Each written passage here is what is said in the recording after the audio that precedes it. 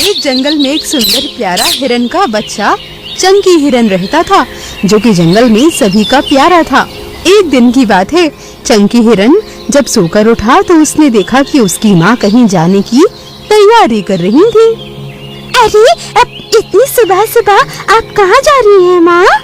बेटा, तुम्हारी मौसी की तबीयत थोड़ी सी खराब है, बस उन्हीं को देखने जा रही हूँ। अरे, अब लेकिन वो तो दूसरे जंगल में रहती है ना? हाँ, लेकिन जाना तो पड़ेगा चंकी। तुम चिंता मत करो, मैं शाम तक लौट आऊंगी। नहीं, अब मैं भी आपके साथ चलूंगा माँ। नहीं चंकी, अब देख रहे हो ना मौसम कितना खराब है, हो सकता है कि बारिश भी हो। अब तुम अपने दोस्तों के साथ यहीं पर खेलो, समझे? लेकिन चंकी तो जिद पर अड़ जाता है और अपनी माँ की एक भी नहीं सुनता। उसकी माँ को उसकी जिद के आगे हारना पड़ता है। ठीक है, तुम भी मेरे साथ चलना। अपनी माँ की ये बात सुनकर चंकी हिरन बहुत खुश हो जाता है। ये हुई ना बात। ठीक है माँ, मैं ये खुशखबरी अपने सारे दोस्तों को बताकर आता हूँ। ऐसा बोलकर चंकी हिरन दौड़ता हुआ मीनू मौसी के पास आता है। अरे क्या हो गया? आज तुम्हारे चेहरे पर तो अलग ही खुशी दिखाई पड़ रही है। क्या बात है? मीनू मौसी, वो मैं ना अपनी माँ के साथ अपनी मौसी से मिलने जा रहा हूँ। चंकी हिरन की बात सुनते ही मीनू मौसी चौंकते हुए बोली, अरे अब लेकिन चंकी, तुम्हारी मौसी तो दूसरे जंगल में रहती है ना? बेटा, तुम्हें वहाँ पर नहीं जाना चाहिए। अब लेकिन क्यों? क्योंकि उस जंगल में एक टाइगर रहता है। सुना है कि वो हिरन के बच्चों का मांस खाना बहुत पसंद करता है, इसलिए। इतना सुनते ही चंकी हिरन बहुत ही मासूमियत से बोला, अच्छा, अगर ऐसी बात है तो फिर माँ क्यों जा रही है? बोलो भला। क्योंकि तुम्हारी माँ बहुत तेज दौड़ना जानती है और तुम तो अभी छोटे हो ना, इतनी तेज नहीं भाग पाओगे, समझे? मीनू मौसी के चंकी हिरन को लाख समझाने पर भी चंकी हिरन हार नहीं मानता है और अपनी जिद पर अड़ा रहता है। चाहे जो भी हो जाए, लेकिन मैं तो जाकर ही रहूंगा। इतना बोलकर चंकी हिरन अपने घर की ओर जाने लगता है कि इतने में रास्ते में उसे रानू चिड़िया मिलती है। अरे, अब चंकी, कहाँ जा रही हो तुम? अरे रानू, अच्छा हुआ तुम मिल गई। अब तुम ही बताओ ना, मीनू मौसी बोल रही है कि मुझे नहीं जाना चाहिए, लेकिन मैं तो कभी भी इस जंगल से बाहर गया ही नहीं। तो मैं अपनी माँ के साथ जाकर भला क्या गलत कर रहा हूँ? चंकी की पूरी बात सुनकर रानू उसे समझाते हुए कहती है, चंकी, मीनू मौसी बिल्कुल ठीक कह रही हैं। तुम अगर अपनी माँ के साथ जाओगी तो उनकी मुसीबत बढ़ा दोगे। अब तुम उनके साथ ना जाओ, वही बेहतर होगा। नहीं, मैं जाकर रहूंगा, चाहे जो भी हो जाए। इतना बोलकर चंकी हिरन मुंह बनाकर वहाँ से चला आता है, जहाँ पर उसकी माँ उसका इंतजार कर रही होती हैं। तो बता आए अपने सारे दोस्तों को कि हम कहाँ जा रहे हैं? मुझे विश्वास है उन सब ने तुम्हें मना किया होगा, लेकिन तुम कहाँ मानने वाले? तुम इतने जिद्दी जो हो। चलो, वैसे ही बहुत देर हो चुकी है। चंकी हिरन अपनी माँ के साथ दौड़ने लगता है, लेकिन जैसे ही वो दोनों अपने जंगल की सरहद को पार करते हैं, अचानक से उन दोनों के कान में एक चीते की गुर्राहट टकराती है। चीते की आवाज सुनकर चंकी हिरन और उसकी माँ के पैर मानो वहीं थम जाते हैं। चंकी, अगर अचानक से मेरे सामने चीता आ जाए तो तुम बड़ी फुर्ती से दौड़ते हुए झाड़ियों में छिप जाना, जब तक मैं चीते का ध्यान भटका दूंगी, समझे? क्या? ये आप कैसी बातें कर रही हैं माँ?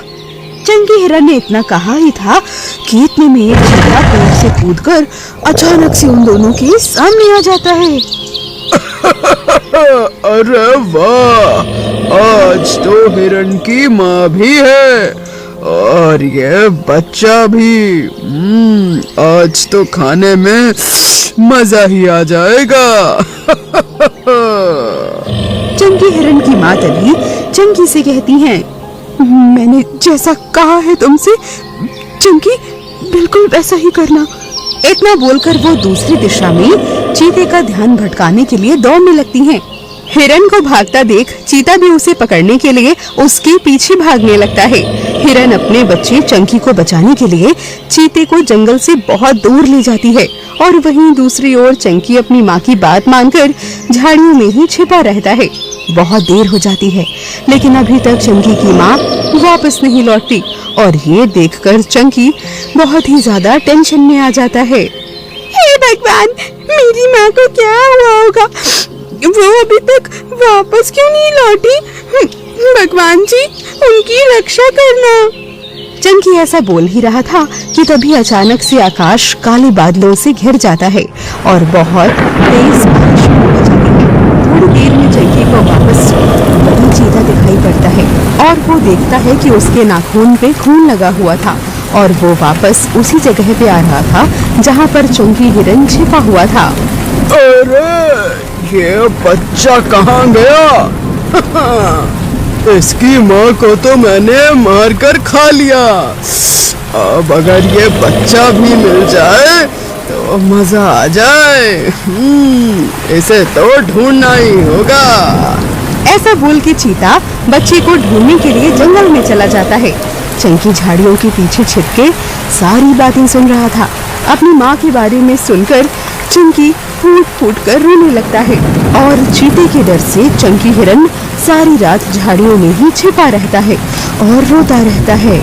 वहीं इधर अगली सुबह चंकी और उसकी माँ को मौजूद ना पाकर रानू चिड़िया बहुत परेशान हो जाती है। अरे, उन दोनों को तो शाम तक आ जाना चाहिए था और कल तो कितनी बारिश हुई। ना जाने चंकी और उसकी माँ अभी तक क्यों नहीं लौटे। इतना बोलकर रानू चिड़िया मीनू मौसी के पास आती है। लगता है चंकी से मिलकर आ रही हो। जरूर चंकी अपनी मौसी के जंगल के बारे में ढेर सारी बातें बता रहा होगा। नहीं मीनू मौसी, यही तो चिंता की बात है। चंकी और उसकी माँ अभी तक घर नहीं पहुँचे। मैं वहीं से आ रही हूँ। मुझे तो पक्का कुछ गड़बड़ लग रहा है मौसी। रानू की बात सुनकर मीनू मौसी भी अब चिंतित हो जाती हैं और इतने में मीनू मौसी का साथी यानी कि कालू कौवा भी आकर कहता है, अरे क्या बात हो गई? मीनू मौसी, तुम्हारे चेहरे की हवाइयाँ क्यों उड़ी हैं भाई? तभी मीनू मौसी सारी घटना काले कौवे को बतलाती हैं। मुझे तो चंकी और उसकी माँ की बहुत चिंता हो रही है। अब अगर ऐसी बात है तो तुम दोनों यहीं पर रुको। अब मैं अभी उन दोनों को देख कर आता हूँ। इतना बोलकर कालू कौवा तेज रफ्तार से उड़ते हुए दूसरे जंगल की दिशा की ओर जाने लगता है। वो देखता है कि चंकी हिरन झाड़ियों में खड़ा होकर रो रहा था। कालू कौवा तभी उससे पूछता है, अरे चंकी, क्या हो गया? तुम ऐसे रो क्यों रहे हो? और तुम्हारी माँ कहाँ है? कहीं दिखाई नहीं दे रही? मुझे मीनू मौसी की बात मान लेनी चाहिए थी। उस चीते ने मेरी माँ को मार डाला और मैं कुछ नहीं कर पाया। इतने में उस चीते की गुर्राहट वापस से जंगल में गूंजने लगती है। चंकी, अपने आप को अभी संभालो। तुम्हें जल्दी ही मेरे साथ जंगल वापस चलना होगा। अगर वो चीता तुम्हारे सामने आ गया तो वो तुम्हें छोड़ेगा नहीं। नहीं, मैं कहीं नहीं जाऊंगा। देखो, ये समय जज्बाती होने का नहीं है चंकी, समझदारी से काम लेने का है। ना चाहते हुए भी चंकी हिरन कालू कौवे के साथ रोता हुआ अपने जंगल वापस आ जाता है और रोते हुए मीनू मौसी और रानू चिड़िया को सारी बात बतलाता है। मैं उस चीते को छोड़ूंगा नहीं। उसने मेरी माँ को मार कर खो लिया। मैं उससे बदला लेकर रहूंगा। चंकी, मैंने तुम्हें कितना मना किया था, लेकिन तुमने एक बात नहीं मानी, और वैसे भी तुम बहुत छोटे हो, चीते का मुकाबला कैसे करोगे? इतने में तभी रानू चिड़िया गहरी सोच में डूबते हुए बोली, मीनू मौसी, बदला कभी भी ताकत से नहीं बल्कि दिमाग से लिया जाता है। रानू बिल्कुल ठीक कह रही है। अरे दिमाग की शक्ति से तो बड़े बड़े शक्तिशालियों को भी हराया जा सकता है। लेकिन कैसे? मैंने सुना है कि उस जंगल में एक शेर भी रहता है जो कि उस चीते से दुश्मनी रखता है, और वो शेर उस चीते से कहीं ज्यादा ताकतवर है। वो खूंखार चीता उस शेर से सामना करने की कभी हिम्मत नहीं करता। मैं कुछ समझी नहीं, क्या कहना चाहती हो तुम? अब मैं ये कह रही हूँ कि अगर हम किसी भी तरह से उस दुष्ट चीते को शेर के सामने लेकर आ जाएं, तो शेर चीते को मार डालेगा और इस तरह से चंकी का बदला पूरा हो जाएगा। हाँ, लेकिन ये होगा कैसे? रानू चिड़िया उन तीनों को अपनी योजना समझाने लगती है। योजना के मुताबिक रानू चिड़िया उड़ती हुई उस चीते के पास जाकर कहती है, मैंने तो सुना है कि तुम बहुत ही फुर्तीले हो, लेकिन उसके बावजूद भी तुम उस हिरन के बच्चे को तो पकड़ नहीं पाए। तो फिर क्या फायदा ऐसी फुर्ती का, बोलो भला? रानू चिड़िया की बात सुनकर तभी चीता चौंकते हुए कहता है, तुम्हें ये कैसे पता?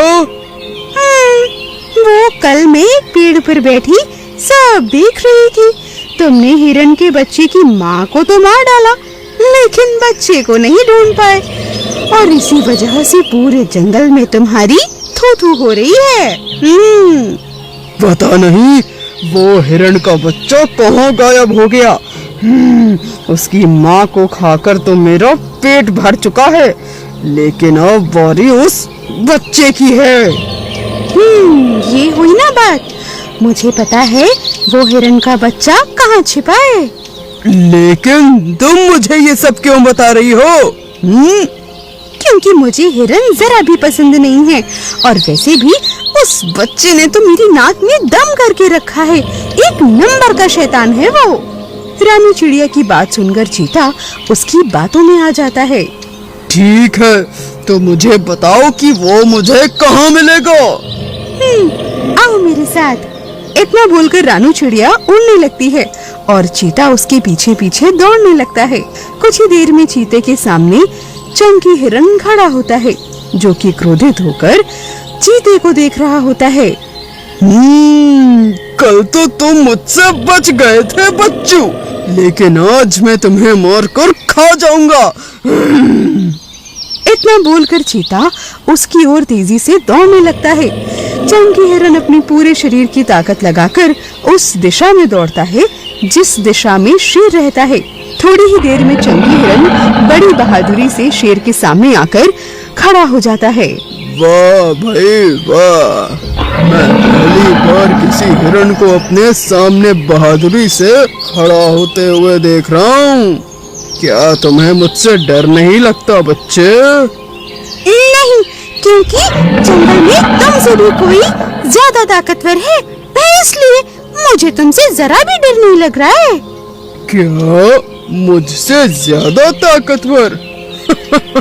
कौन हो सकता है वो भला? अब वो इसी जंगल में रहने वाला चीता है ना? वो देखो मेरे पीछे ही तो है। इतने में शेर के कानों में चीते की आवाज टकराती है। मेरे शिकार को छोड़ दे, समझा? चीते को देखकर शेर बुरी तरह से गुस्से में आग बबूला हो जाता है। तेरी इतनी हिम्मत कि तू मेरे इलाके में आकर मुझे ही तानाशाही दिखा रहा है? अब तुम्हें मुझसे कोई नहीं बचा सकता। इतना बोलकर शेर चीते के ऊपर हमला कर देता है और दोनों लड़ने लगते हैं। इसी बात का फायदा उठाकर चंकी हिरन रानू चिड़िया के साथ वहाँ से अपने जंगल वापस आ जाता है, और इधर चीता और शेर आपस में लड़कर एक दूसरे को खत्म कर देते हैं। तो चंकी, देखा तुमने, हमें हमेशा अपने बड़ों की बात माननी चाहिए। लेकिन मुझे खुशी है कि तुमने अपना बदला उस चीते से ले ही लिया। लेकिन क्या फायदा हुआ इसका, मैं रह तो अकेला ही गया ना। इतने में चंकी हिरण के कानों में उसकी माँ की आवाज टकराती है। किसने कहा कि तुम अकेले हो? चंकी ने जैसे ही पलटकर देखा तो उसके पीछे उसकी माँ खड़ी होती हैं, जो कि उसे देखकर मुस्कुरा रही थीं। माँ, तुम यहाँ कैसे? तुम्हें तो उस दुष्ट चीते ने मार दिया था ना माँ? नहीं चंकी, तुम्हें जरूर कोई गलतफहमी हुई होगी। मैं तो वहाँ से भाग गई थी। उस चीते ने जिसे मारा था वो उसी जंगल की रहने वाली कोई हिरनी थी, मैं नहीं। तो फिर तुम मेरे सामने क्यों नहीं आई माँ? दरअसल मैं रास्ता भटक गई थी। मैं तुम्हें ढूंढते ढूंढते उस जगह पर पहुंची जहाँ पर शेर और चीते में भयंकर युद्ध हो रहा था। तब मैंने तुम्हें रानू चिड़िया के साथ वहाँ से भागते हुए देखा और अभी मैंने तुम्हारी सारी बातें सुन ली।